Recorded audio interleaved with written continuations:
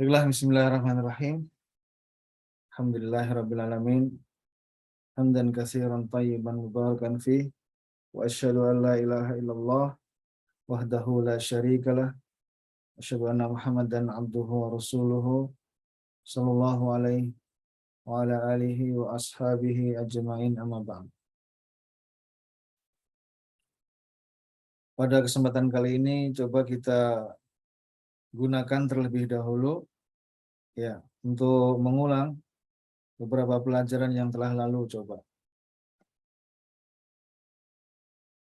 kita mulai dengan beberapa istilah, coba kalian ngerti apa enggak. Ini di situ siapa nih? Kafa atau Kafa sendiri atau ada yang lain tuh?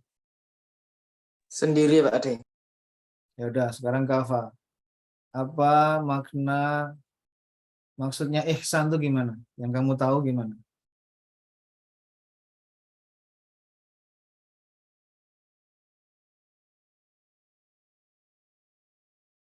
Lupa atau bi? Atau kasih contoh juga boleh. Ihsan itu apa sih? Melakukan hal yang lebih dari seharusnya. Melakukan sesuatu yang lebih dari yang diwajibkan. Lebih dari yang seharusnya. Seharusnya maksudnya yang diwajibkan. Melakukan sesuatu untuk pihak lain, untuk orang lain. Melebihi dari yang seharusnya atau yang diwajibkan. Ya, kasih contoh, Kafa. Sholat ba'diyah, sholat qobliyah dan sholat qobliyah dan ba'diyah. Kamu melakukan sholat qobliyah ya, dan atau ba'diyah atau dua-duanya misalnya ya. Itu kamu ihsan kepada siapa? Berarti kamu, Kafa, kamu ihsan kepada siapa? Allah. Allah. Allah. Kepada Allah. Ya. Berarti kamu telah berbuat ihsan kepada Allah. Puncaknya ihsan kepada Allah itu apa?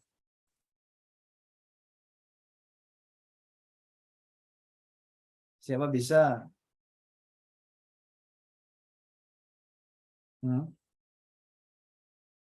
Kafa bisa nggak? Oh, ihsan kepada Allah itu ayat contohnya tadi. Terus kalau sekarang yang paling puncak dari berbuat ihsan kepada Allah apa itu?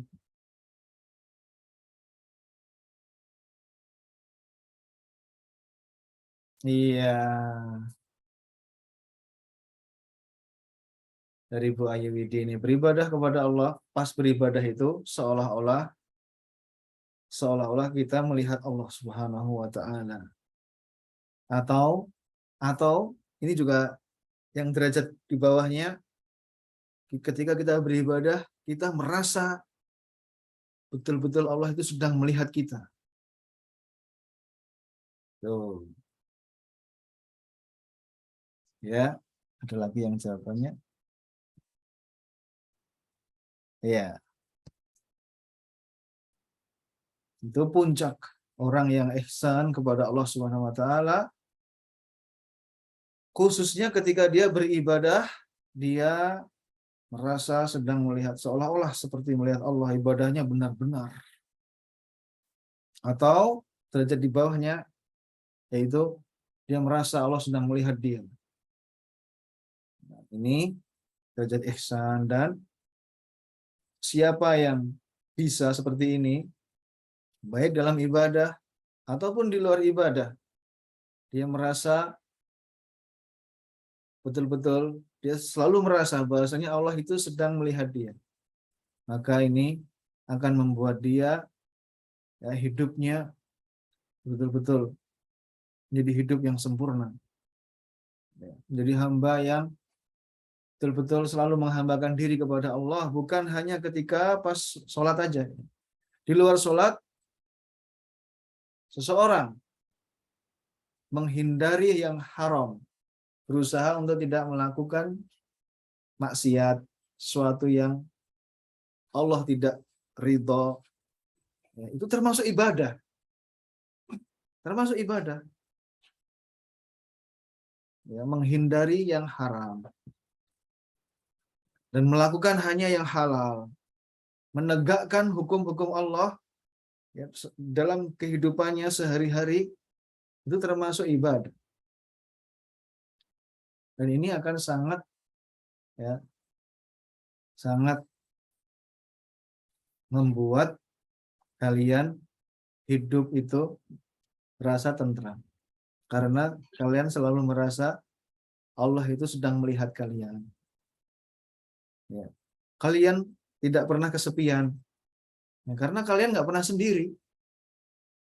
Kalau kalian sendiri, nggak ada siapa-siapa, sebenarnya kalian nggak sendiri, karena di situ ada Allah Subhanahu wa Ta'ala.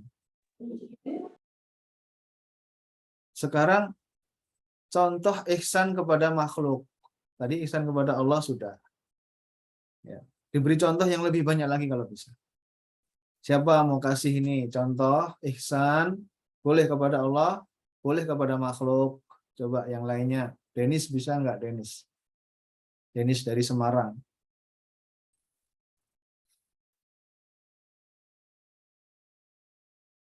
Halo Denis.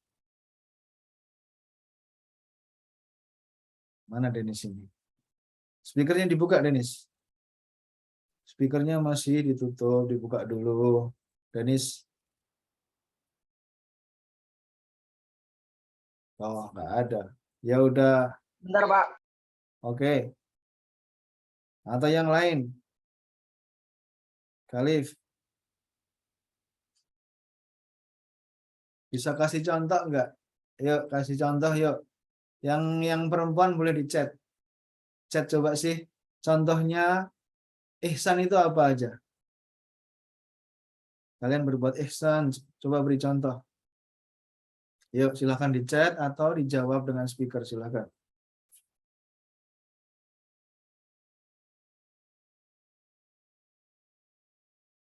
Ya, Khalif, mana Khalif? Ya, Ya, coba kasih contoh ihsan tuh. Gimana contohnya apa? Kamu ngapain caranya? Yang itu termasuk perbuatan ihsan.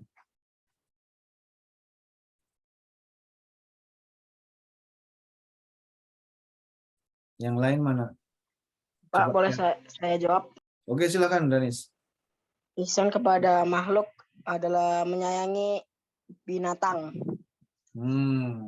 Kamu sayangi terus diapakan? Dibiarkan aja atau gimana? Dirawat. Dirawat, apalagi? Kalau misalnya gini, misalnya nih, kamu mengurung burung, burung kamu masukkan ke dalam sangkar. Oke, paham? Ya. Dia nggak bisa terbang, nggak bisa nyari makan kan? Ya, kalau kamu taruh dalam sangkar, kamu ngasih makan burung itu wajib, itu adil, bukan lagi ihsan. Kenapa? Dia nggak bisa nyari makan. Paham? Jadi ngasih makannya di situ apa? Jadi apa? Wajib. Ngasih minumnya apa? Wajib. Karena apa? Burungnya kamu taruh dalam sangkar. Kalau kamu ngasih makan burung yang terbang di luar, itu wajib atau ihsan? ihsan. Ihsan. Karena dia bisa nyari makan sendiri, terus kamu ngasih. Gitu. Seperti kucing yang di luar. Kucing yang di luar bisa bisa bisa cari makan nggak? Bisa kan? Di luar ya, di luar rumah kamu loh. Nggak kamu kurung di rumah kucing itu. Kucing yang di luar, tiba-tiba kamu lihat kucing atau anjing. Anjing itu najis. Tidak boleh memelihara dalam rumah, nggak boleh. Tapi kalau kamu ngasih makan, kamu dapat pahala. Dan itu ihsan. Karena dia di luar, dia bisa cari makan sendiri, terus kamu kasih makan. Kamu kasih minum. Ihsan. Apalagi? Contohnya ihsan sama orang gitu. Yang nggak sama hewan gitu. Ada nggak? Ngapain coba?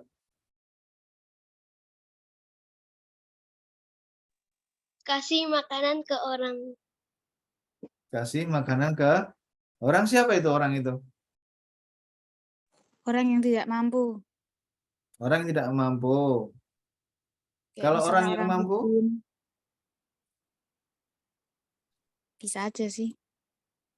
ada kamu punya teman mampu, terus kamu kasih makan, kamu traktir, ya, kamu traktir. Itu ihsan nggak itu? Ihsan. Ihsan, ihsan, ya, itu ihsan. Ya, itu kenapa? Itu termasuk memberi hadiah. Apa bedanya hadiah sama sedekah? Coba ada yang tahu? Kalau sedekah Nah, memberi sesuatu kepada orang yang tidak mampu. bagus. Kalau hadiah memberi sesuatu kepada orang yang mampu. Terus kenapa kamu kasih sesuatu dia? Udah mampu kenapa kamu kasih gitu? Piye? Jawabannya piye? Jawabannya gimana? Hah? Dia mampu. Terus kenapa kamu kasih gitu? Karena Kamu tidak- ihsan. Apa? Karena ihsan. Karena ihsan. Ada yang bisa nggak yang lainnya? Kenapa itu? Misalnya tetangga kita mampu tuh. Ya, kadang kamu juga punya teman mampu, tapi kok kamu kasih sesuatu? Itu sebabnya apa? Hah? Sebabnya apa? Apa Denis? Pernah belum kamu ngasih gitu ke temanmu yang mampu? Pernah nggak? Sebagai tanda cinta. Tanda cinta, betul. Apalagi ya itu tanda cinta. Ya ini betul ya, sebentar ya. Settingnya nanti saya jawab sebentar. Bedanya sedekah itu tadi betul. Sedekah itu kita berikan kepada orang yang membutuhkan. Kalau hadiah bukan. Tapi hadiah ini diberikan atas dasar cinta atau agar menumbuhkan cinta. Satu, dua. Ini yang kedua. Yang pertama karena diperintahkan oleh Rasulullah Shallallahu Alaihi Wasallam. Beliau mengatakan apa? Tahaddu tahabbu. Salinglah kalian memberi hadiah, kalian akan saling mencintai. Ini memberi hadiah itu akan menjadi sebab timbulnya rasa cinta di antara yang memberi dengan yang diberi. Dan ini diberikan kepada mereka yang walaupun mereka mampu, ya, kita berikan. Semisal tetangga kita, teman kita, ya, atau orang yang kita cintai, kita suka dengan dia, maka kita berikan hadiah. Atau orang yang kita harapkan agar kita bisa mencintai dia, atau dia mencintai kita. Contoh, ada orang itu kok selalu memusuhi kita gitu. Kamu punya temanmu itu suka bully kamu terus, memusuhi kamu terus. Kata Allah Subhanahu wa taala, idfa billati hiya ahsan. Balaslah keburukan dengan kebaikan. Fa idzal ladzi bainaka wa bainahu adawatun ka'annahu waliyyun hamim. Maka apabila antara kamu dan dia terjadi permusuhan, kata Allah Subhanahu wa taala, dan kamu melakukan apa yang Allah perintahkan tadi, idfa billati hiya ahsan, kamu membalas keburukan dengan kebaikan, ka'annahu waliyyun hamim. Maka dia itu akan berubah menjadi orang yang paling dekat. Dia akan berubah menjadi orang yang sangat dekat denganmu.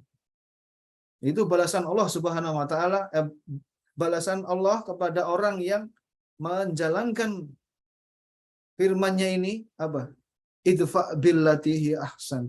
Allah berjanji, ya, kalau kalian bisa membalas keburukan dengan kebaikan, nanti ka'annahu waliyyun hamim. Fa idzal ladzi bainaka wa bainahu adawatun. Dan apabila terjadi antara kamu dengan dia itu permusuhan, ka'annahu waliyyun hamim, maka dia itu akan menjadi seolah-olah menjadi teman yang sangat dekat dengan kalian. Itu tapi ini sulit sekali, sangat sulit, sangat berat. Caranya gimana biar nggak berat? Ya, caranya ikhlas semata-mata menjalankan perintah Allah Subhanahu wa taala.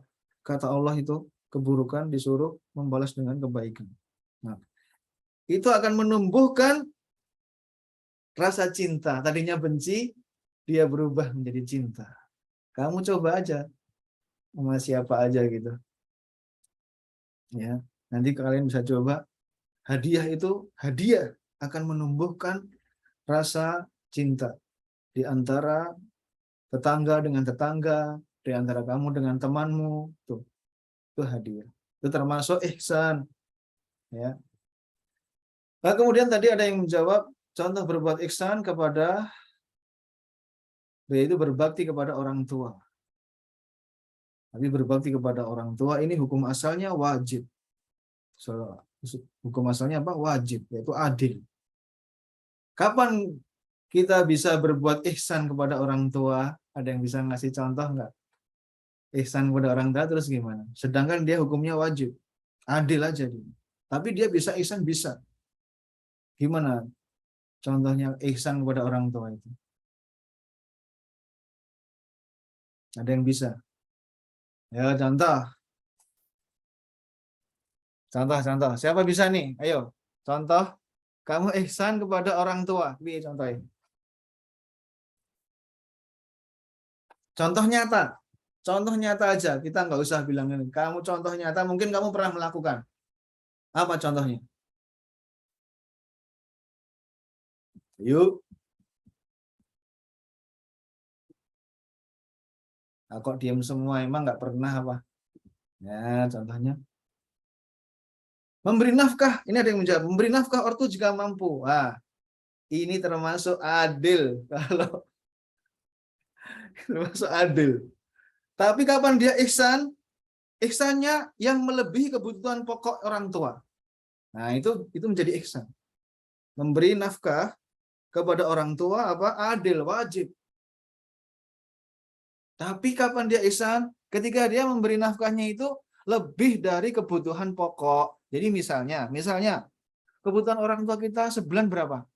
Untuk makan, minum, pakaian, tempat tinggal. Kalau tempat tinggal udah ada, ya udah berarti makan sama baju terus berobat misalnya. Oh, misalnya kebutuhan mereka tuh 2 juta misalnya 2 juta. Terus kalian kasih 3 juta. Nah, yang 2 juta ini adil, yang 1 juta ini apa? Itulah namanya ihsan. Lebih dari yang kebutuhan pokok yang dibutuhkan itu namanya ihsan. Ini ada ngasih contoh juga ini Khadijah, cium kepala orang tua. Iya, ini termasuk ihsan. Orang tua nggak bilang cium aku. Kalau dia bilang cium kepalaku, maka ini kalian menciumnya menjadi adil, wajib. Tapi kalau dia nggak bilang, terus kalian mencium mereka, nah, ini termasuk ihsan. Apalagi? Oh, aku kasih contoh nih. Mendoakan orang tua. Apa? Mendoakan orang tua setelah Iya, sholat. mendoakan orang tua itu termasuk ihsan, betul. Apalagi? Mematuhi perintah orang tua. Itu kalau udah diperintah dia jadi adil karena jadi wajib. Dia bilang sama Denis, cuci piring. Itu terus kamu cuci piring. Itu ihsan apa adil? Adil. Adil. Tapi dapat pahala, tetap dapat pahala dan pahalanya besar juga. Gitu. Tapi pahalanya besar semua yang kamu lakukan. Yang pertama untuk Allah pahalanya besar sekali. Yang kedua orang tua karena ini dari yang paling berjasa. Yang paling berjasa semuanya adalah Allah Subhanahu wa taala. Baru yang kedua orang tua. Nah, apapun yang kamu lakukan untuk orang tua, baik itu adil, wajib ataupun ihsan, pahalanya besar. Walaupun sekedar apalah, itu mungkin perbuatan kecil itu yang menyenangkan mereka, yang membuat mereka tersenyum, yang membuat hati mereka itu senang. Nah, seperti cuci piring. Paling disukai itu sama ibu itu. Paling besar sekali. Ya. Kalau ibu mengatakan, Denis cuci piring, maka dia menjadi apa? Adil atau ihsan? Adil.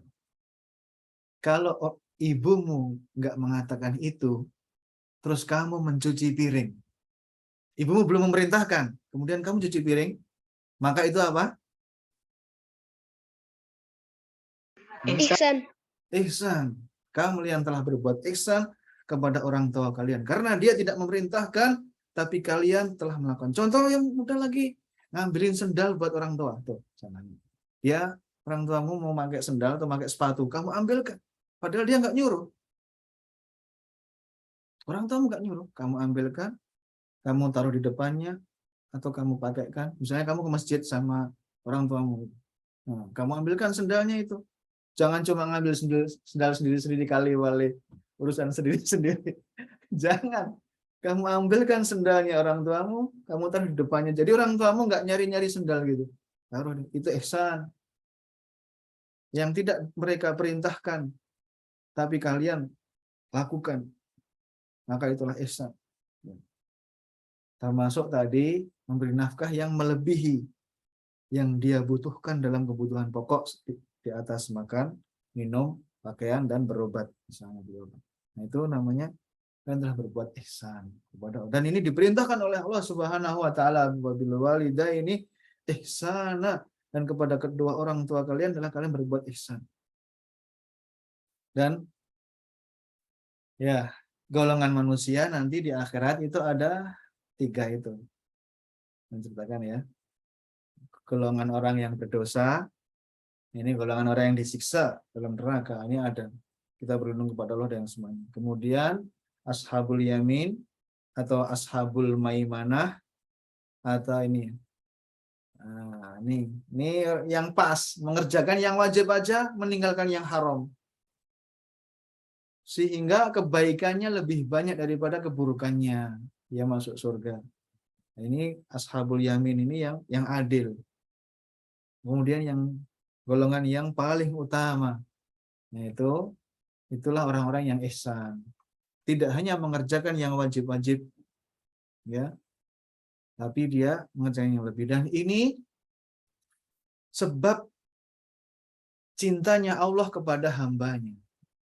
Dalam hadis, namanya hadis waliullah istilahnya. Ya. Hadis waliullah itu apa? Walinya Allah. Di situ sebentar sebelum masuk ke hadis itu, sebelum masuk ke hadis waliullah ya. Jadi ini nanti ada yang namanya al-muqarrabun, orang-orang yang didekatkan. Yang kedudukannya didekatkan kepada Allah Subhanahu wa taala. Surganya surga yang tinggi. Ya, itu al-muqarrabun.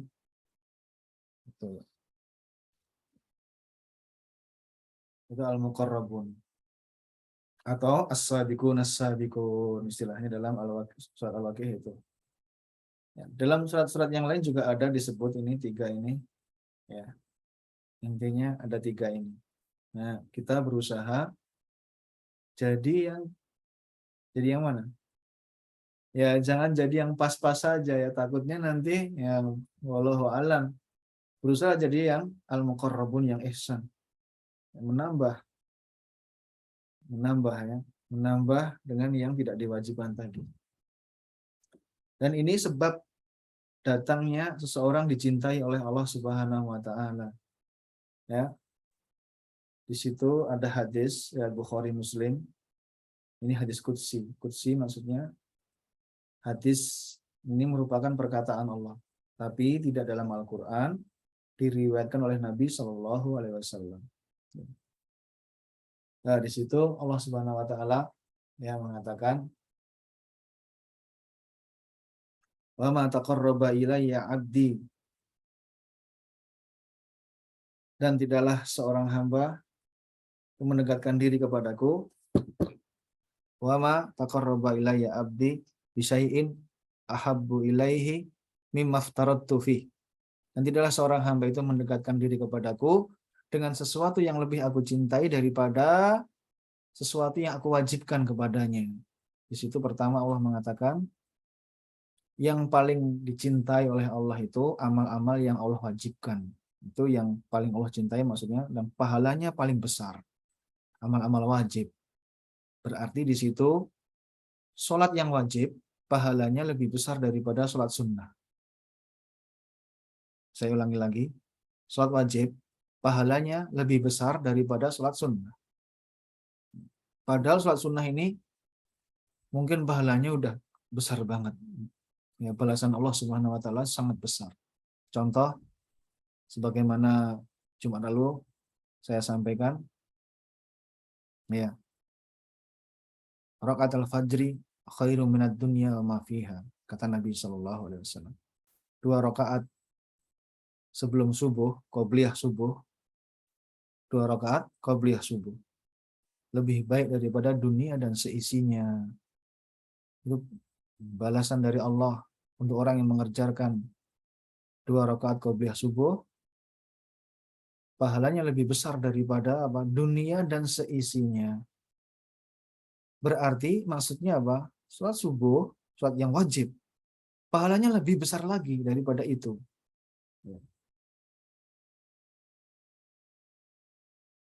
Kemudian setelah yang kalimat pertama, Allah Subhanahu wa taala mengatakan, wala yazalu 'abdi yataqarrabu ilayya bin nawafil hatta uhibbah. Nah, di situ Allah mengatakan apa? Wala yazalu 'abdi yataqarrabu ilayya bin nawafil, dan hambaku senantiasa mendekatkan diri kepadaku dengan amal-amal yang tidak wajib, amal-amal yang sunnah.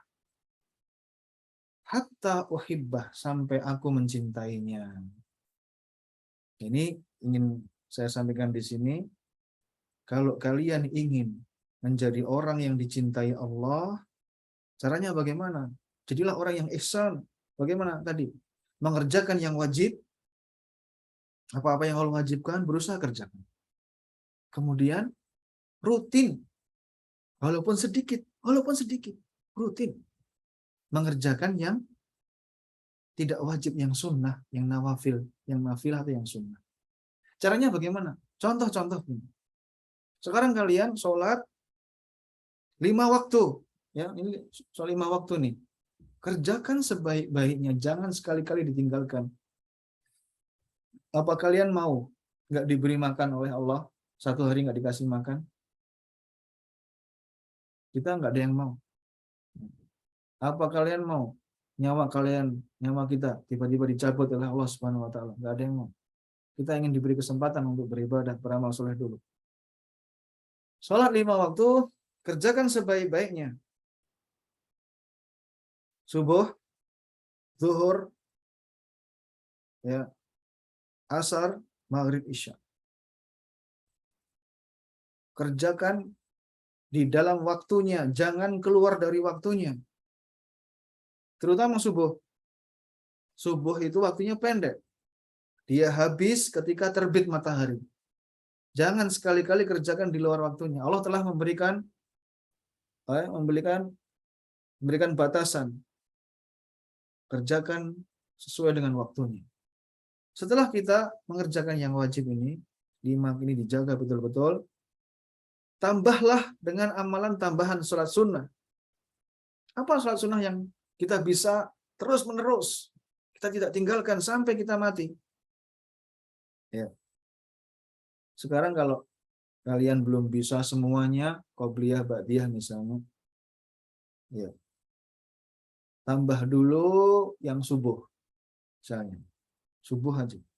Subuh, jangan langsung sholat subuh, qobliyah dulu 2 rakaat. 2 rakaat itu cuma menghabiskan waktu 3 menit. Dan qobliyahnya Rasulullah Shallallahu Alaihi Wasallam itu, qobliyahnya subuh itu cepat, ringan, sholatnya ringan. Enggak sholat yang panjang itu. Ya, jadi itu cuma membutuhkan 3 menit qobliyah subuh. Tapi berusaha kerjakan setiap hari. Misalnya kalian belum mampu yang lainnya, itu aja ditambah. Jadi jangan hanya yang wajib-wajib, mulailah kalian menambah ihsan kepada Allah Subhanahu wa ta'ala.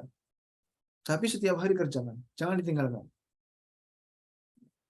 Kemudian kalau itu sudah bisa, tambah dengan qobliyah yang lainnya. Misalnya nanti zuhur. Jadi kalau sholat 5 waktu itu, ya, sholat 5 waktu itu gimana? Yang ada rawatibnya itu subuh itu sebelumnya. Setelahnya nggak ada. Bahkan nggak boleh. Sebelum subuh 2 rakaat.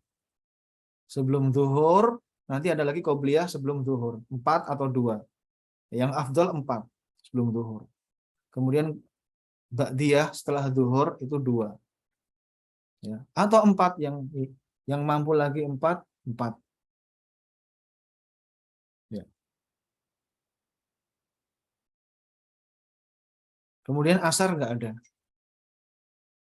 Kemudian maghrib itu adanya ba'diyah 2 rakaat. Maghrib, setelah sholat maghrib ditambah 2 rakaat setelahnya. Qobliyahnya nggak ada. Isya juga demikian. Isya itu qobliyahnya nggak ada. Yang ada ba'diyah 2 rakaat. Nah, berarti sebelum subuh 2. Sebelum zuhur 4. Setelah zuhur 2. Asar nggak ada. Tapi asar itu boleh, kalau pengen sholat sebelum asar boleh. Tapi dia bukan rawatib istilahnya. Ada 4 rakaat sebelum asar ada. Kemudian nanti setelah maghrib 2, setelah isya 2. Kalau kalian belum bisa semuanya, ya udah minimal tidak hilang semuanya. Coba rawatib mana yang kalian bisa setiap hari. Misalnya habis maghrib 2 misalnya, atau habis isya 2, atau yang tadi yang paling utama dari rawatib itu semua yang subuh. Qobliyah subuh 2. Yang lainnya nanti. Sedikit demi sedikit. Itu namanya kalian berusaha beristighfar. Itu kalau bisa rutin, kata Allah tadi, subhanahu wa ta'ala. Wala yazalu abdi yataqarrabu ilayya bin nawafil hatta uhibbah. Dan hambaku itu senantiasa terus menerus menjalankan amalan-amalan sunnah hatta uhibbah, sampai aku mencintainya. Dan tidak ada orang yang paling bahagia hidupnya melebihi orang yang dicintai oleh Allah Subhanahu wa ta'ala. Allah itu rajanya raja. Kalau ada raja, pimpinan, raja, presiden, Allah itu rajanya mereka. Yang maha segala-galanya. Yang semuanya mudah bagi Allah. Yang kita senang, sedih, kita bisa menangis, kita bisa tertawa, kita bisa tersenyum karena Allah Subhanahu wa ta'ala. Ya, kita bisa senang, bisa gembira karena Allah Subhanahu wa ta'ala. Itu ya, jadilah seorang hamba bagaimana supaya Allah itu cinta sama kita. Ini sulit karena Allah itu nggak kelihatan. Allah itu nggak kelihatan. Tapi kata Allah Subhanahu wa ta'ala, ya, setiap perbuatan sekecil apapun, ya, Allah itu pernah mengampuni seorang pelacur. Pelacur itu apa sih? Orang yang tiap hari berzina dia. Dia diampuni oleh Allah Subhanahu wa ta'ala karena berbuat ihsan kepada anjing, memberi minum seekor anjing. Bayangkan. Ya. Dan Allah Subhanahu wa ta'ala mengatakan, mungkin kalian hafal suratnya. Hal jazaa'ul ihsani illal ihsan. Bukankah balasan perbuatan ihsan itu adalah ihsan? Di surat Ar-Rahman ya. Di surat Ar-Rahman. Bagaimana Allah memberikan gambaran surga. Ada yang dikasih 2 surga, ada yang dikasih 2 kebun, ada yang diberi begini. Di sana ada digambarkan dalam surat Ar-Rahman itu ya, bagaimana ada mata airnya, 2 mata air. Ya, ada kebun-kebun yang hijau. Di sana ada kemah. Selain rumah itu ada kemahnya, diberi kemah. Kemah-kemah. Oh, kemahnya itu kalian tahu nggak? Kemahnya penduduk surga berapa? Lebarnya berapa kalian tahu? 90 km. 90 km. Gimana itu 90 km? 60 mil. 60 mil. Sampai dia tidak bisa melihat keluarganya yang ada yang di pojok, nggak bisa melihat yang di pojok. Saking luasnya. Itu kemah loh. Belum rumahnya penduduk surga. Seperti itu. Allah akan membalas semuanya. Allah katakan hal jazaa'ul ihsani illal ihsan. Bukankah balasan perbuatan ihsan adalah ihsan juga? Dan Allah akan berbuat ihsan, membalas yang lebih baik. ya, Allah itu kalau membalas, Allah kalau membalas perbuatan seorang hamba paling sedikit itu 10 kali. Dibalas dengan 10 kali kebaikan. Itu paling sedikit. Ada yang 10 kali, ada yang lebih sampai 700 kali. Ini misalnya orang sedekah. Sedekah berapa? 10.000. Paling sedikit akan dibalas 10 kali. Sampai 700 kali. Allah membalas itu. Sampai terserah Allah, nggak tahu berapa. Dan ada ibadah-ibadah yang itu nggak bisa dihitung. Ya, semisal puasa. Puasa itu berapa itu? Pahalanya ngitungnya gimana? Nah, kalau uang bisa dihitung. Ya. Membaca Quran 1 huruf 10 kebaikan. Nah, bisa. 1 baris 400 huruf. Berarti 40 huruf berarti 400 kebaikan. Kalau orang puasa itu berapa kebaikan? Nah, itu pahalanya hanya Allah yang tahu. Balasannya hanya Allah yang tahu. Ya, semoga Allah sampaikan kepada kita bulan Ramadan. Kita bisa berpuasa bersama-sama di bulan Ramadan. Ini balasan orang-orang yang ihsan, apa? Dia akan dicintai oleh Allah Subhanahu wa taala dan kedudukannya menjadi kedudukan al-muqarrabun. Orang-orang yang didekatkan, dekat dengan Allah Subhanahu wa taala.